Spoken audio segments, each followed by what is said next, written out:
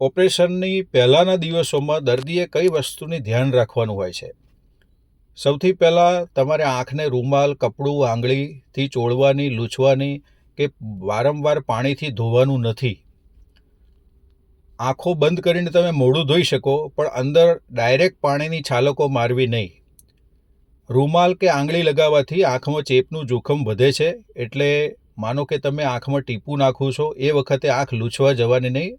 આંખમાંથી પાણી પડે તો પડવા દેવાનું. ગાલથી તમે લૂછી શકો, પણ આંખને ડાયરેક્ટ રૂમાલ કે આંગળીથી લૂછવું નહીં. તમને જે ટીપા આપવામાં આવે છે એ ટીપા તમારે રેગ્યુલર ચાલુ રાખવાના છે અને ઓપરેશનને દિવસે સવારે પણ નાખી આપવાનું હશે. ઓપરેશનના આગલા દિવસે અથવા એના 1-2 દિવસ પહેલાં સ્ત્રી દર્દીઓએ માથું ચોળીને નહીં લેવાનું છે.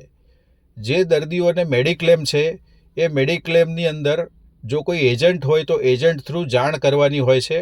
એટલે જો ના ખ્યાલ આવે તો ડૉક્ટરનો સંપર્ક કરવો, વોટ્સએપ પર મેસેજ કરવો અને મેડિક્લેમને ઓપરેશન પહેલાં જાણ કરવી જરૂરી છે.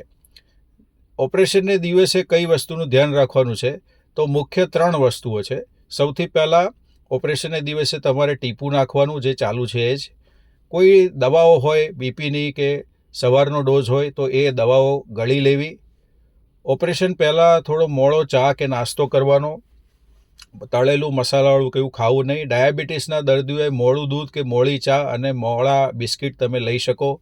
અને ઓપરેશન માટે જ્યારે આવો ત્યારે તમારા ટીપા, તમારી પાસે જે કોઈ પેપર હોય, મેડિક્લેમના કાગળો હોય તો આ બધા પેપર્સ તમારે લઈ અને ઓપરેશનની જગ્યાએ આવવાનું છે.